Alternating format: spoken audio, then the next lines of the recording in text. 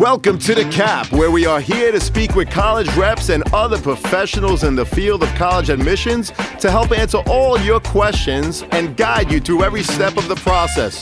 So if you're serious about college admissions, you've come to the right place. Are you ready? Let's talk about it. And now, here's your host, Dr. John Durante. Welcome to The Cap, the College Admissions Process Podcast. I am your host, John Durante, and I am here to introduce you to college admissions representatives and other professionals in the field of college admissions. Our purpose is to serve you, the students and parents, so that you may gain insight straight from the people who ultimately make the decisions.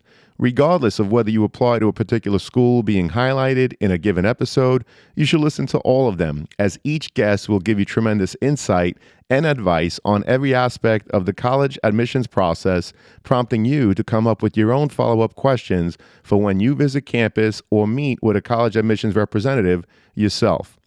Don't forget to visit our website, www.collegeadmissionstalk.com, or the show notes of each episode to access the alphabetical list of all the colleges available with the related audio link to the right of each school.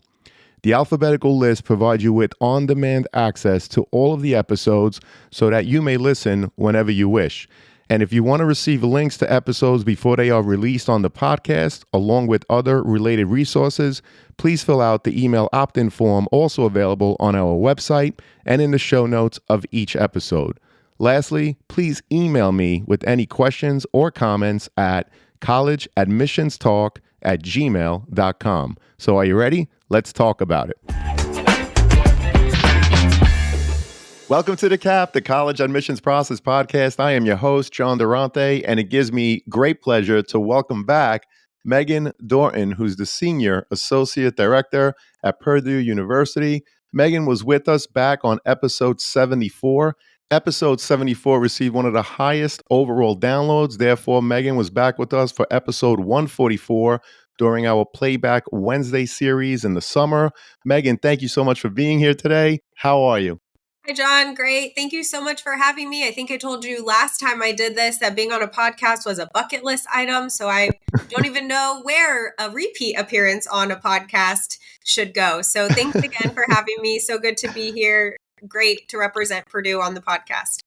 Well, as you know, Megan, it's my honor and pleasure, especially Purdue University, as I know that there are so many students and their parents that want to hear this follow-up conversation, which is why you were back for Playback Wednesdays in the summer with so many overall downloads. So let's get right to it.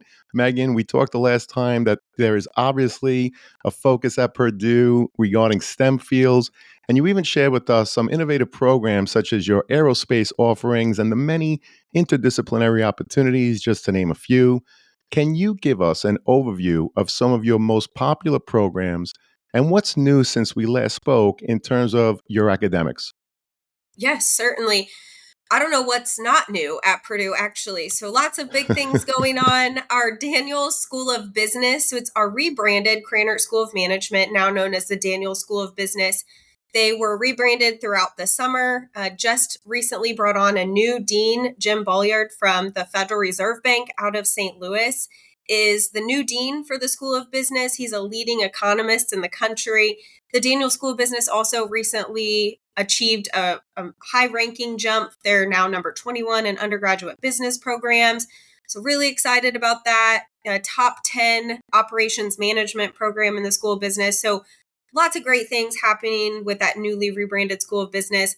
Another thing, kind of breaking news, I'm sure some of you heard about the asteroid samples that NASA brought to Earth and now are headed to the Johnson Space Center.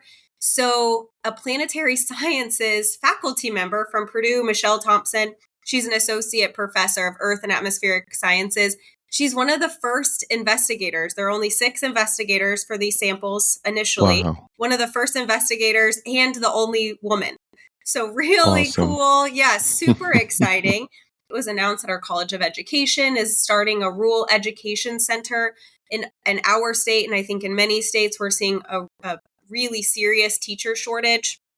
So our School of Education has established this rural education center to help with that teacher shortage. So really exciting stuff with the College of Education.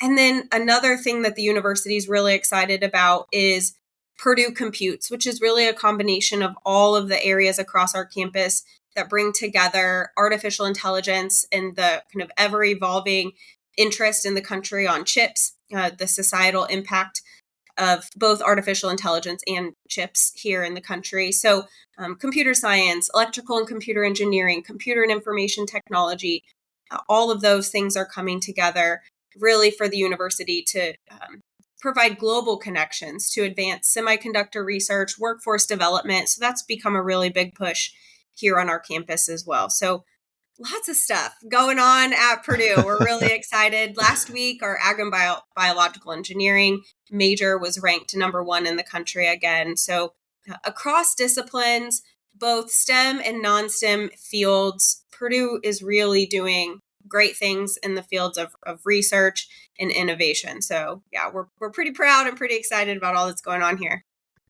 Well, that's terrific. A rebranded School of Business, updates with your College of Education, asteroids, computer science, and of course, lots of global connections. We appreciate the overview. Megan, I also read that your retention rate is well over 90%. And of course, the national average is only approximately 70%. What is your secret in terms of keeping students happy and wanting to return to campus year after year? And what else can you tell us about life on and off your campus that adds to this great statistic? Yeah.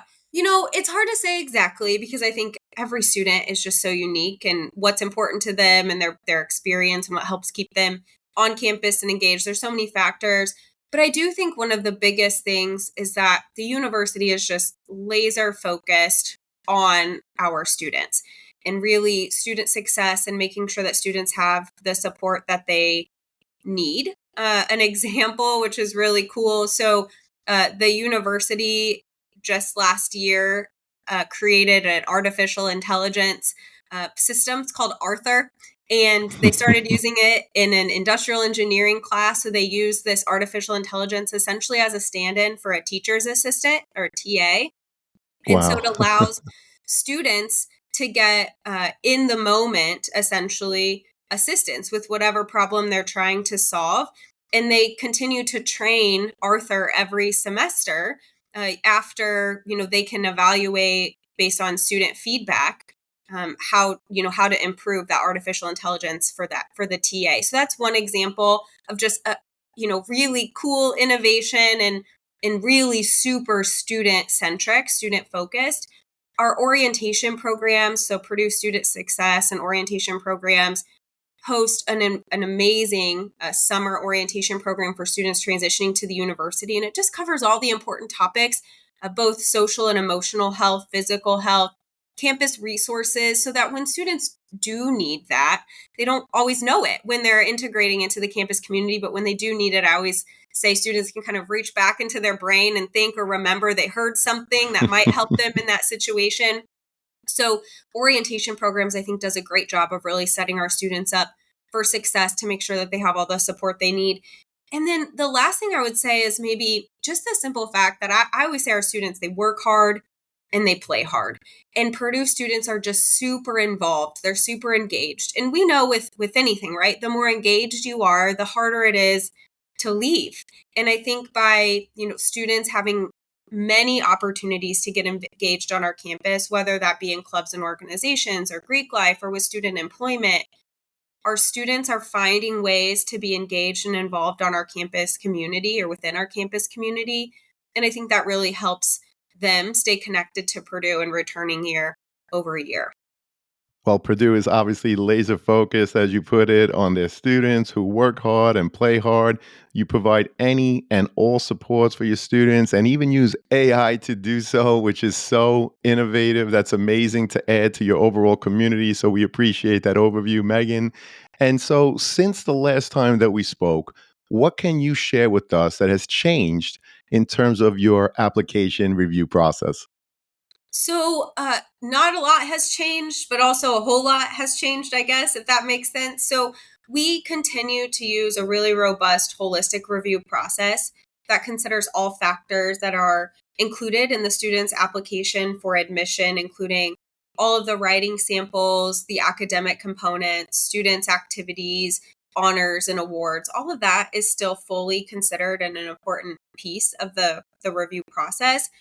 But certainly what has changed, and I think, this was a pretty big change in our world here in higher education, is the fact that we're no longer legally able to use race as one of many factors in our admission decision-making process. It always was just one of many factors, certainly never the only factor considered, but now, we're not able to use that, but we still are, again, really focused on the information that's provided in the application for admission, spending all the time necessary reading about the students, understanding their environment, the context around their learning environment, how they've grown up.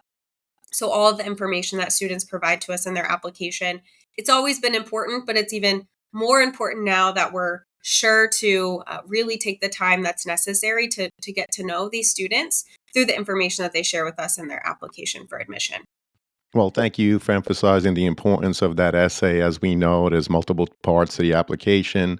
The transcript, obviously, that's your grades, the activities, those are what you took part of outside of the classroom.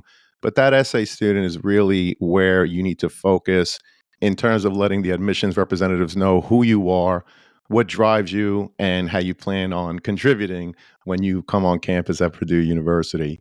So, Megan, I know that you do a lot of panel discussions as part of your work in admissions. And one of the many items that I know that you speak about is the idea of providing parents with tactical advice in terms of how they could support their child through the process. So, what tactical advice do you have for parents to help them better support their children?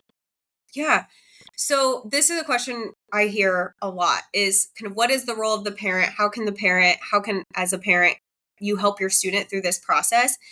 So one of the things I always like to say is that, sometimes you might hear a student should always call the admission office. A student should always email the admission office. Certainly, we love to hear from students, but we're open from 8 to 5 typically. It's hard to get a hold of us on the phone if your student is in school all day and likely has some kind of activity after school. So I think that the parent can help fill in the gap, right? If your family is really circling around a question, you can't figure out how to get it answered, pick up the phone and call us. Please do not spend days and days trying to figure out how to approach a situation or what the answer to a question might be. Pick up the phone and call us, whether it's a parent or a student. So we're really happy to have parents connect with us as you're helping your student navigate this process. I also think parents, you're really good at scheduling. So helping get things scheduled, campus visits scheduled, the family calendar really well. So your student, of course, should be driving the conversation about where those campus visits should be. But then, of course, the parents, I think a great role for them is getting those scheduled. Another thing to think about is really helping your student brag in the application. Students, for some reason, they don't brag about themselves when they're applying to college, and it's like the most important place for them to brag about themselves. So I think parents really helping your student remember all the cool things that they've done throughout high school, honors and awards they've received. Those are really important aspects of the application and areas where parents have great insight into those pieces. So I think that's really an important part for parents, is helping students make sure that they're putting their best foot forward and telling the story that's most impactful about who they are as individuals. Well, we appreciate that. So, obviously, parents, if there's a question that is not easily found on the university website, please call. As Megan said, they're happy to take your call between 8 and 5 p.m. Also, help your child to brag. Really, it's an opportunity for them to brag and to talk about all of the great things that they did, not only in the classrooms, but beyond. So, we appreciate that, Megan. And of course, visiting campus is an important part of the college process. If you can't visit before applying, it's advisable to visit before matriculating, as nothing can fully replace the sense of belonging that you feel or not when you are physically on a college campus. So, Megan, what tips can you offer in terms of maximizing the college visit? Yeah, I would start by saying, maybe even taking a step back, especially if you're a parent of a ninth or a 10th grade student and you're just maybe starting to think about college. depending on where you're located, think about what colleges and universities of varying sizes and types are really close by to you. So if your student is interested in, we'll use Purdue as an example, is there another large public university close to you that you could just expose your student to? See how they feel. Before you hop on a plane to visit Purdue, for example, visit your local college or university that might be similar in nature to really see how that feels. So I think that's one really important thing. I also think too, as families are doing summer vacations or spring break vacations and they're traveling, sneak in those college visits, drive through a campus, maybe stop and eat lunch on a college campus or near a college campus so you can get the vibe. So there's really easy ways to explore colleges and universities without full-blown campus visits. But then during a true campus visit, we really want students to have organic experiences. Of course, they'll have kind of a curated experience through an admission office, an admission presentation, a tour led by a student tour guide.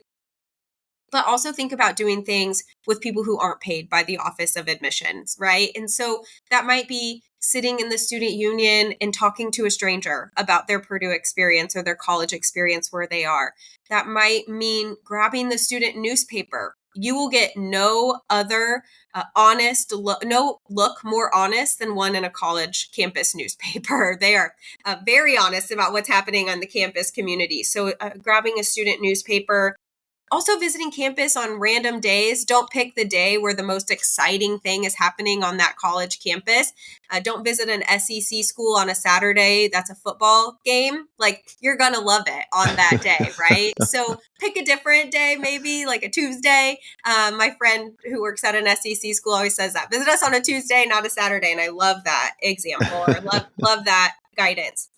And then I would also say, maybe more tactically, schedule early. Colleges and universities fill up fast with campus visits. So if you are wanting to visit a campus, would highly encourage you to schedule those visits early. And then the other thing is, if you are in the process of what I would call the whirlwind college tours, where you're visiting multiple campuses throughout a week, really find a way to organize yourself, because by the time that week is over, everything is going to blur together.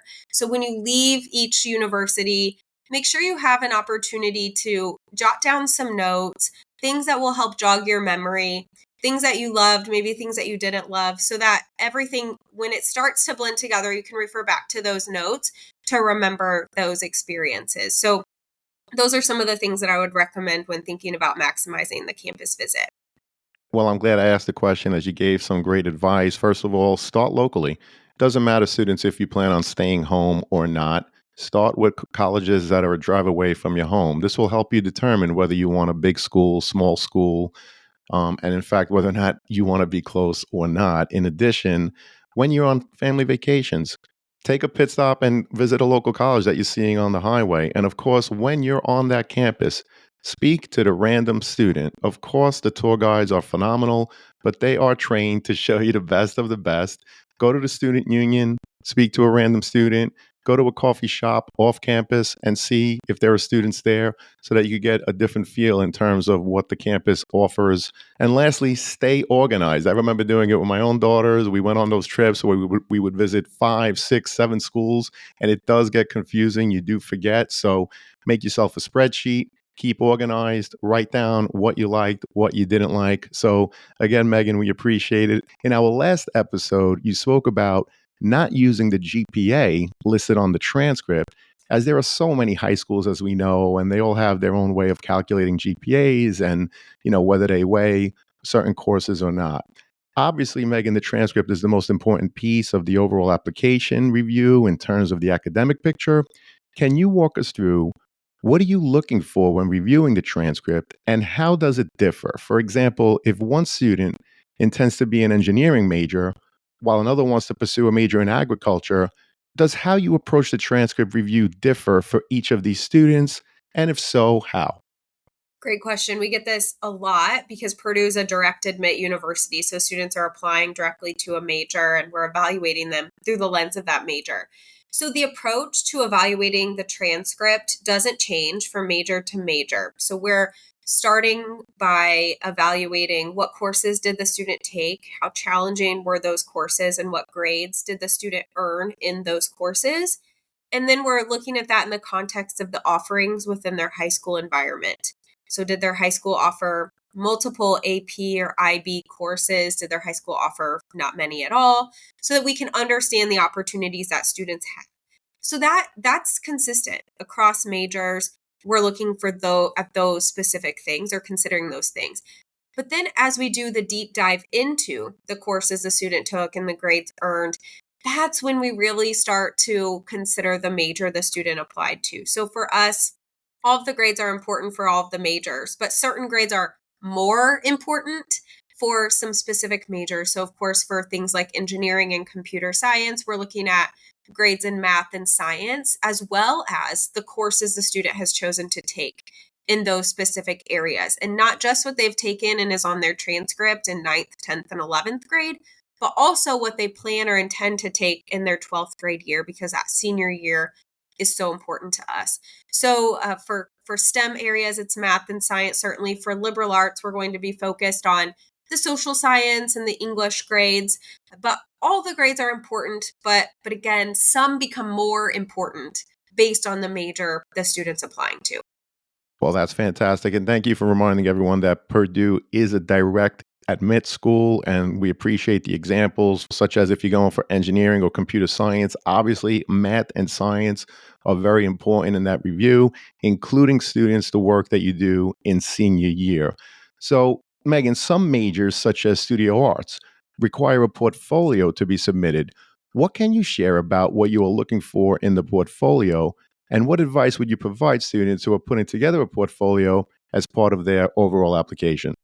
Yeah, so at Purdue, we leave the portfolio review to the experts. So faculty in those academic units do that portfolio review. And it's really an added layer onto the holistic review that we use for every student that we've discussed here. I know in my episodes, I'm sure other episodes as well have talked about holistic review for those individual institutions. So, there's that piece, the holistic review. But what we don't see, and where the portfolio really fills in the gap, is a student's artistic abilities, a student's creativity, really wanting to see the various forms of creative expression that this student has, and is wanting to put forth for faculty to evaluate. So some of the things that are really important, I asked my good colleague in the College of Liberal Arts about this question, and the feedback was so focused on making sure that the student is putting their work in the best possible light. So, that might mean making sure that if you're, working on, if scale matters, right? If scale matters, include a picture that shows the work in relationship to another object, for example, making sure that the lighting is correct. So, it's not just how creative are you, but it's making sure that you're showcasing that, because I'm not physically able to touch the information, what you've created. And so it's, really making sure that in that portfolio, you're putting it forth in a way that our art faculty are able to evaluate it the way that you would want them to evaluate it. So, that those are some kind of practical things. But again, it's really the portfolio review for us is really a way for our art faculty to determine what that creativity and artistic ability really is. And us in admissions are not the expert in that area. Understood. And what about after school activities or clubs? Megan, I know you mentioned in our last conversation that you're really looking for anything, but are there certain clubs or activities that can enhance a student's application based, again, on their intended major? And if so, can you share some examples? Yeah, so again, there's no magic combination of clubs or organizations, but I will say that students who have had an opportunity to engage in clubs or organizations related to their major, that is a way for the student to demonstrate their interest in that particular major. So it helps us understand that they're committed. A student who wants to become a pilot, who spent their free time earning their private pilot's license, that tells us that this student is pretty dedicated to becoming a pilot. They already have this interest. They didn't wake up the day they applied and picked professional flight. They've spent a large amount of time really engaged in that future career. So I will say that it's nice to see students who have had the opportunity to pursue clubs and organizations or activities that relate to the major, but we certainly don't expect it. Another area where it can assist in the application review process, for Purdue, we have a place where students essentially tell us why they're interested in a particular major. And if a student has been able to explore that particular major through a club or an organization, maybe part-time work or research as a high school student, they can really speak about why they're so interested in that particular major because they've had this practical experience. But I want to say I say all of that while also saying that we understand that ninth, 10th, 11th, and 12th grade students are still just trying to figure out who they are and what they like and what they don't like and where their skills and interests are. So we don't want to discourage students from exploring themselves, from exploring things that might be new to them. That's what we're going to ask them to do in college. So we want that. We are happy to see students who have spent time just exploring a wide variety of things to get a sense about what their interests might be. So I really could argue that both ways. I do think I see benefit in both, but I think that specific to clubs or organizations related to the major the student's interested in addition to listing that on the activities, the student needs to think about how they can talk about those experiences in the application in a way that helps us understand they really know what this major is about and they've really spent some time thinking about this major as a good fit for them. Well, that's a great answer. I really appreciate it. And Megan, in our last episode, you also spoke about how a student's college essay is the one place that really gives you insight into their personality, which is not so easily found, again, in other parts of the application. I also know that Purdue asks applicants for supplemental essays. During the podcast episodes, it's come up often how the supplemental essay is your opportunity, students, to demonstrate your understanding of the institution you're applying to while explaining where you see yourself in their program, why you see yourself there, and perhaps how you intend to contribute. So, Megan, what are your thoughts on the purpose of the supplemental essay, and what advice could you provide students getting ready to write them? We could probably have a whole podcast episode on my thoughts about this, but I can boil it down to maybe a few key things. So the first main thing that I always like students to understand is this is one of the main areas where students can differentiate themselves. So students applying, lots of them, are really strong academic students. Academically, everyone often looks pretty similar, even the brightest students applying to the university. So the essay and the supplemental essays are really a way for students to begin to differentiate themselves. So I just spoke about the why you're interested in a particular major, how clubs and activities related to that major kind of help demonstrate your interest in that major. This is also a great place, at least at Purdue. We ask students to tell us, why are you interested in Purdue? So if you came on the campus visit, how did it make you feel? What did you like about that? Did you meet someone who really felt like those are my people, right? That's my place. I felt super comfortable on that campus. So what is it that you want us to know? And this is a place to differentiate yourself. The other thing that I tell students is don't write what you think we want to know. I promise you it's probably not what we want to know. What we want you to write is about what you want to tell us. So a rule of thumb that I always use to help students maybe think about what to write in these supplemental essays, specific to, why a particular major or why a particular university. What would you tell your neighbor or your grandparent if they asked you that question? I suspect you would give them a very authentic answer. You wouldn't begin rattling off rankings or other things like that. You would give them an authentic answer. And that's what we want you to put in those supplemental essays. So thinking about how to really differentiate yourself in the application, and those essays really are an important way to do that. Well, that's a great answer. I'm really happy that I asked it. So thank you so much, Megan. And you also spoke in the last episode about how applying early action has many benefits, including scholarships and consideration into your honors college. What are the requirements for students to make the most of your scholarship offerings and for being considered into the honors program? So, applying early action at Purdue really is the main way to be fully considered for the most merit scholarships that we have to award. Nothing extra. And the holistic review that we use for admission is used for merit scholarships. The honors college application does have two additional honors college questions. So, I would encourage, and that's baked right into the application. I would encourage students to really research and understand what Purdue's honors college is all about. It's different than honors in high school, and it's important that students understand that and can weave that into those honors college essays so that the honors college understands that the student really does know what the honors college is about and that it's a good fit for the student. So, back to one of your earlier questions about students staying at Purdue, students finding the right fit in all of these areas, academically and otherwise, is a big and important component of that. So, we want students in the honors college who want to be in the honors college and who find it to be a good home for them. So, applying early action ensures consideration for merit scholarships in our honors college. We do have some really high merit scholarships that are only available to students who apply to the honors college. So, that's an added bonus or benefit to applying to the honors college, being in consideration for those invite only high merit scholarships as well. And then I don't know, we don't talk about it a lot, but certainly applying by November 1st, our early action date, and then coupled with applying for Purdue, it's a priority FAFSA, free application for federal student aid, filing date of the 15th of February this year.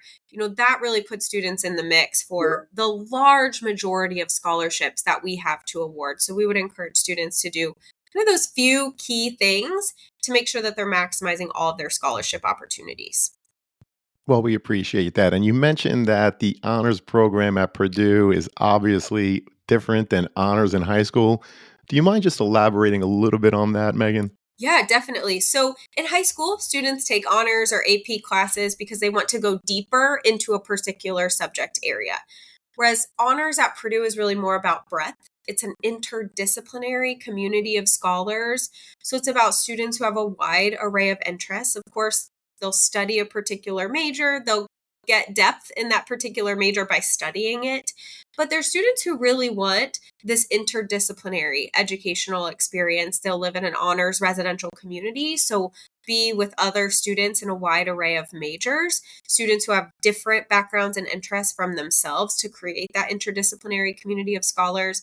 And then our honors college students also do a thesis or a scholarly project. I just learned about one of my new favorite honors college research projects right now. There's a student, we have a cat cafe in downtown Lafayette, and a student is researching the hierarchy of the cats at the cat cafe. So, what happens when the top cat gets adopted out? What does the hierarchy look like once that happens? And I love that example because I think sometimes Purdue has this reputation as just like really, we're very research focused, we're very STEM heavy, but we're also like cool and quirky, right? And so I love that because it's like we're doing research, but we're doing research about this thing that's very cool and very interesting and it's unique to that student. I couldn't even tell you what that student's major is. I promise we don't have anything related to cats as a major. And so I think that just helps tell the story about the sorts of research projects that students might find that they can pick anything. And so that's what Purdue students are doing in honors when it comes to their research project or their scholarly research. Well, that's awesome. And again, Yeah. it definitely sounds like there's something for everyone, both in your classrooms and beyond. I love that. And you spoke earlier, and by the way, even in episode 74, how not letting up as a senior is really important. You also provided an example in our last conversation whereby a student intending to major in nursing really needs to have that fourth year of science in senior year. What other advice, Megan, would you give students in terms of courses they are taking as they enter senior year? Yeah. I like to tell students that are approaching their senior year, working on that senior year schedule, to look at that senior year as an opportunity. Look at it as an opportunity to prepare themselves for college, to prepare themselves to take courses that might seem hard or scary, because that obstacle is an opportunity for them to know how hard they can work, how much they can learn, maybe find an area of interest that they didn't even know they had. I know of a student who kind of took AP computer science reluctantly in 12th grade because it was the course that would look best on the transcript for that particular student, but they were really nervous about it. And in the end, the student ended up loving the course, ended up really deciding that they had an interest in computer science and that that was something that they were going to explore when they got to college. But initially, that was an obstacle, but the student was able to turn that into an opportunity. And so really encouraging students to challenge themselves, because that's what's going to set them up for success when they get to college. The courses that they'll take in college are not all going to be easy. They're not all going to be things that they already have a bit of understanding about. And so really that senior year schedule is a great way for students to set themselves up for success when it gets to college. We're in Indiana, it's a sports state. And I always like to compare this to, our initial basketball games. Right at the start of the season, we'll play teams like Arizona or Kansas, but we'll also play teams that you may have never heard of before because we want to challenge ourselves. We want to know if we can beat a school like Arizona or Kansas or Alabama, but we also want to make sure that we can polish and refine some of the things that we should be doing well and right before we get into our conference play. And so thinking about the senior year schedule, just like you think about crafting a basketball schedule to really prepare for kind of prime time for the NCAA tournament, for conference season, you're challenging yourselves a little, and then you're also taking courses that allows you to polish and refine. So really that senior year schedule is super important. And we're giving, part of it is we're giving you a bit of credit for just being willing to challenge yourself, because in many cases we'll make an admission decision before we see those grades in the senior year. So you're getting a little bit of credit for being willing to do the hard work in 12th grade. Well, that's great advice. And I love the analogy from senior year to your athletics program, which is one of the best in the country and beyond. So continue to challenge yourself, students, obviously, in senior year, as it will help set you up for success once you're in college. So, Megan, I know that Purdue obviously is a public institution in the great state of Indiana. Is there a maximum percentage of students that you can accept who are from out of state? And how else does the application process differ for in-state and your out-of-state students? Yeah, so I'll start with the last question that you asked. The process doesn't differ at all for in-state and out-of-state students. It looks exactly the same for both.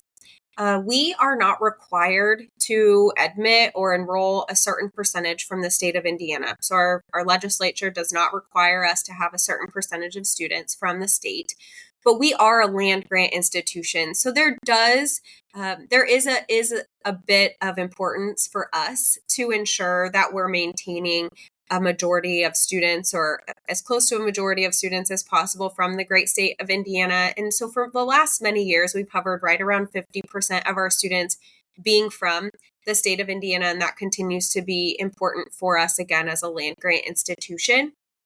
But I will say that admission for non-resident students is more selective. We just have far more students applying from other states than we do from the state of Indiana. So it's literally a supply and demand situation. So admission is more selective for our non-resident students than it is for our resident students, not by a lot, but certainly by a measurable percentage.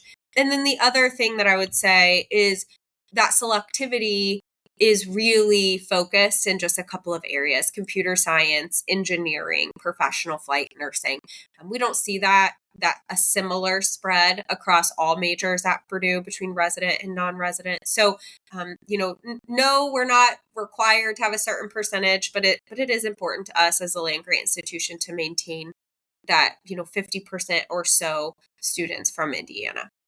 Well, we appreciate that. And for those listeners that might not know, what exactly does it mean when you're a land grant institution? Sure, yeah. So the university was established as part of the Morrell Land Grant Act to essentially teach the mechanical arts. So that for agriculture, mechanical arts. So that in today's terms is really agriculture, which Purdue has a really robust College of Agriculture. I mentioned that earlier in the episode. And then we also, of course, mechanical arts would be what you know today as engineering. So the things that Purdue has really been known for years and years, that's really part of our land grant history. So established as part of the Morrell Land Grant Act. Well, thank you so much, Megan. We appreciate that. And this, of course, has been a phenomenal conversation, a great follow through from episode 74. So, Megan, is there a question I didn't ask or a topic I didn't bring up that you wish to share with us now? The big thing that I always like to talk about when talking about Purdue specifically is that we are certainly well known for STEM. And that really is that's a big driver of our campus community. But there are so many majors at Purdue. So for a student just looking to be part of a big place with a strong reputation and a wide variety of academic interests and students from really everywhere, all corners of the world, Purdue really has something for everyone. So lots of opportunity here at our university for sure.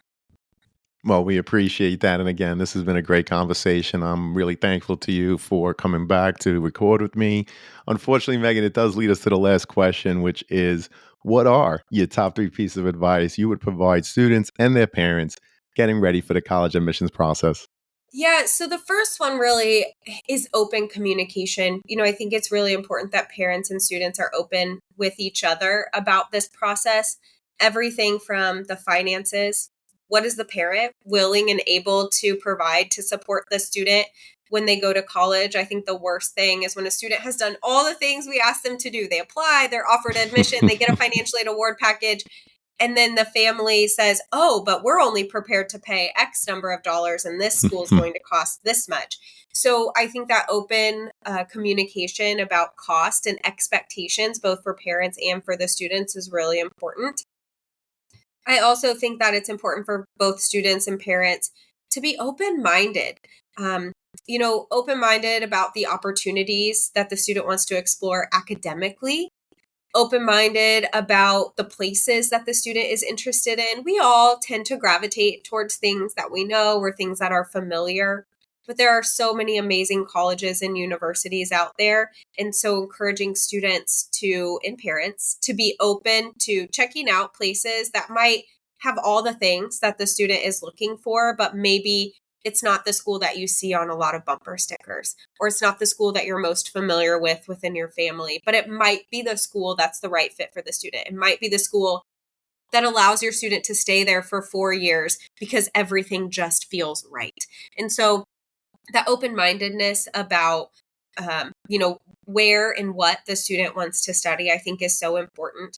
And then the last thing, and I likely said this before, I'll probably say it 100 more times in different things different places where I'll speak, is that there are parts of this process that students and parents just simply can't control. So students and parents, students specifically, they could literally do everything right. They could do all the things we ask them to do, take all the right classes, get all the right grades, super scores on their standardized tests. But there are pieces of the process that they can't control. They can't control priorities of the institution. They can't control how many spaces are available or what the rest of the applicants applying to that university look like. So it's really important for students and parents to understand that, they need to have a variety of colleges and universities that they're interested in. They need to be excited and in love with a couple options because some things, and this is maybe the first time in the student's entire life that they haven't been able to just work harder, just do more to get what they want because some of this process is just out of their control. So I think the sooner students can understand that, it's a great life lesson, thinking about overcoming obstacles and being able to pivot when things don't go exactly as planned certainly is something that will prepare students well for life. But sometimes this process is the first time that happens for a student. And so I think being ready for that or being prepared for that is really important for students and parents alike.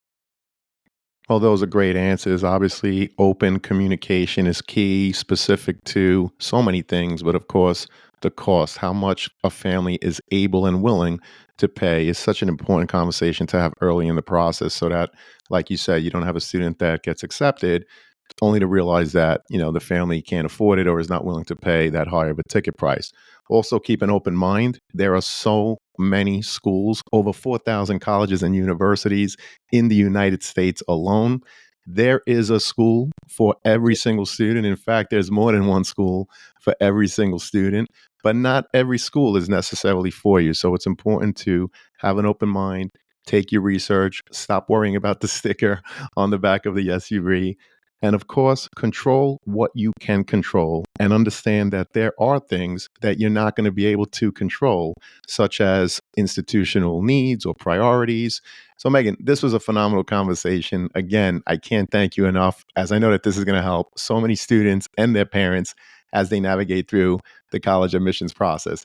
Great. Thank you so much. It's been a pleasure. Fantastic. Thank you so much, everyone, and good luck out there.